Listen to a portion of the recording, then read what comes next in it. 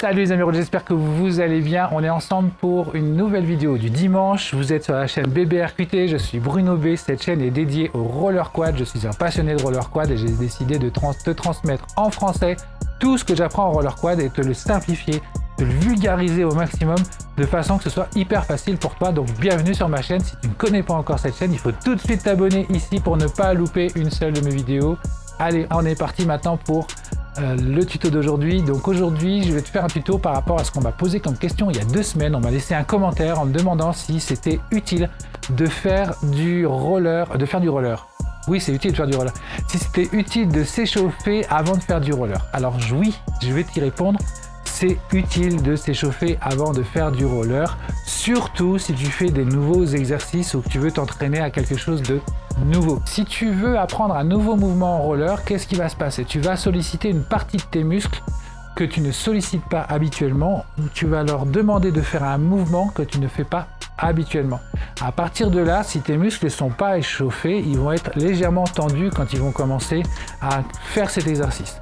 Donc du coup, si jamais tu fais ce mouvement, si tu tends tes muscles et que tu fais un geste brusque, et ben ce qui va se passer, c'est comme tes muscles ne sont pas échauffés, ils ne sont pas tendres, on va dire, c'est vulgariser le truc, mais ils ne sont pas tendres, et ben au final, tu vas risquer de te faire soit une entorse, soit un claquage, tu vas te faire mal dans tous les cas, parce que tu vas solliciter une partie de ton corps que tu n'utilises pas habituellement, ou tu vas faire un mouvement que tu ne fais pas habituellement et tu vas demander à ton muscle de se comporter différemment. Et si tu les chauffes pas avant, tu as de grandes chances de te faire mal, surtout si tu avances dans l'âge. Alors ça oui, il faut t'échauffer. Les seuls moments où tu peux ne pas t'échauffer, c'est seulement quand tu vas faire du soft. Ce que j'appelle du soft en roller, c'est une balade. Tu vas te faire une petite balade, tu vas faire tes courses, tu vas passer une après-midi avec tes rollers, mais tu n'es pas parti pour faire des descentes d'escalier en tac-tac, des sauts, du skatepark, du l'agressif ou autre. Tu vas juste te balader, passer un bon moment avec tes amis, faire une balade. Dans ces cas-là, tu n'as pas l'utilité de t'échauffer parce que ta balade va t'échauffer. En fait, quand tu vas rouler tranquillement, les mouvements que tu vas faire avec tes rollers vont petit à petit t'échauffer en 5-10 minutes selon la vitesse à laquelle tu roules et le rythme que tu mets, tu vas t'échauffer. Par contre, je te déconseille, si tu ne t'échauffes pas, de commencer à mettre quand tu as mis tes rollers, de commencer tout de suite par un sprint ou balancer la sauce, parce que non seulement tu vas t'exploser au niveau fatigue et tu vas te faire des claquages ou des douleurs parce que justement tu ne seras pas échauffé et que tu demandes à ton corps de faire un truc en mode hyper dynamique. Donc si c'est de la balade simple, tu as le temps de t'échauffer, roule tranquille et ça va t'échauffer petit à petit et tu vas le sentir dans ton corps, tu vas avoir envie de faire des trucs. Ça c'était la réponse à ta question. Maintenant je vais te montrer comment t'échauffer le plus simplement possible. Ça te permet de pouvoir t'échauffer, même dans un endroit restreint, tu pourras t'échauffer pour pouvoir mettre tes rollers et aller rider et t'amuser avec tes rollers. Donc on va commencer tout de suite.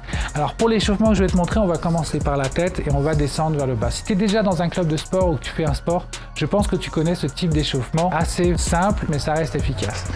Donc en fait, on va commencer par la tête. On va faire des mouvements, on va faire 10 répétitions de mouvements.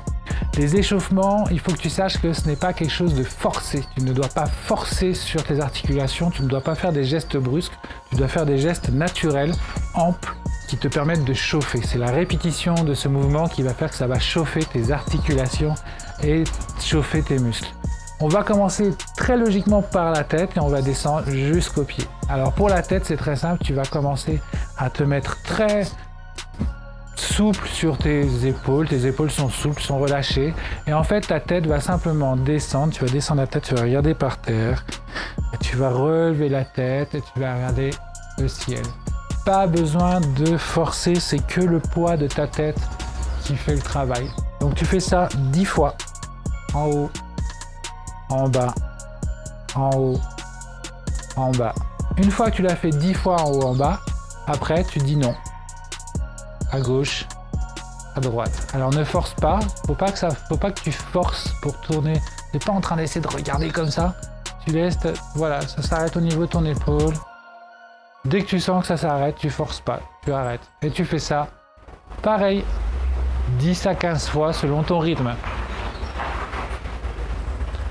Une fois que tu as fait droite et gauche, tu n'as plus qu'à faire une rotation, donc pareil.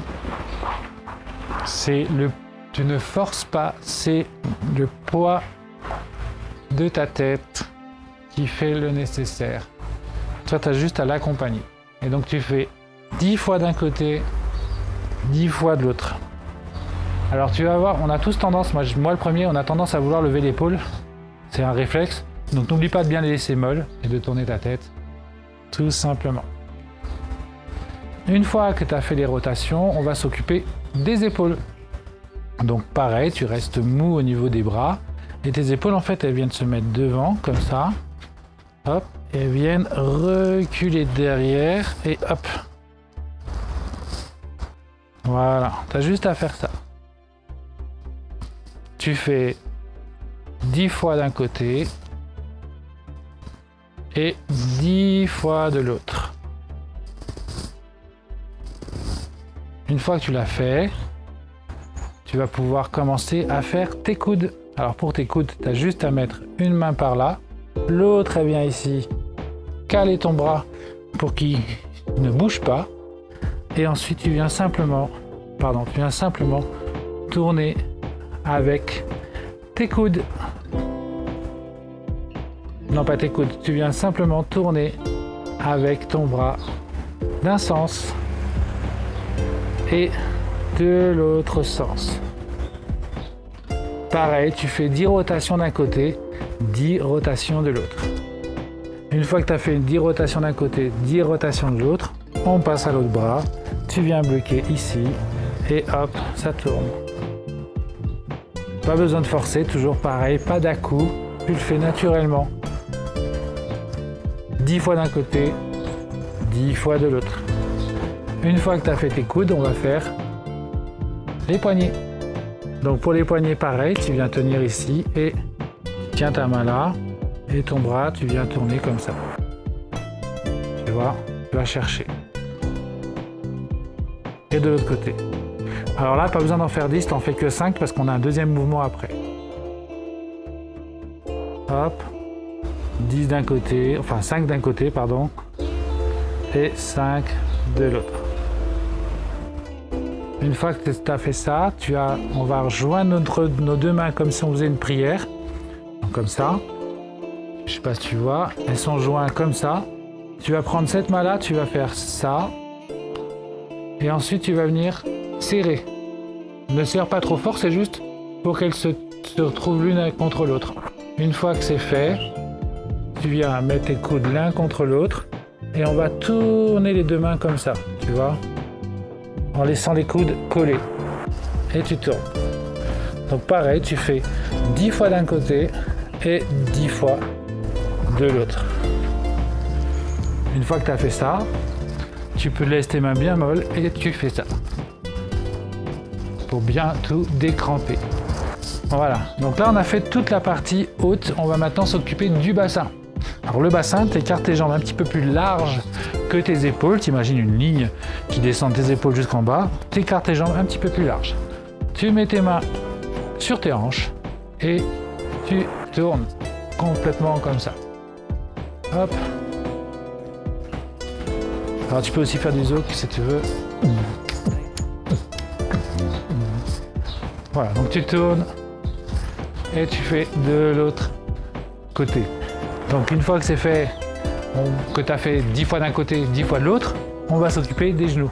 Alors pour les genoux, tu as juste à serrer tes jambes l'une contre l'autre, tu mets tes pieds joints, tu te baisses un petit peu, fléchis, donc je te montre sur le côté, un peu comme quand je te montre quand on est en roller. Hop, tu mets tes mains dessus et tu viens faire des petits cercles. Des petits cercles. Hop. Tout en descendant à chaque fois. Tu fais pareil de l'autre côté.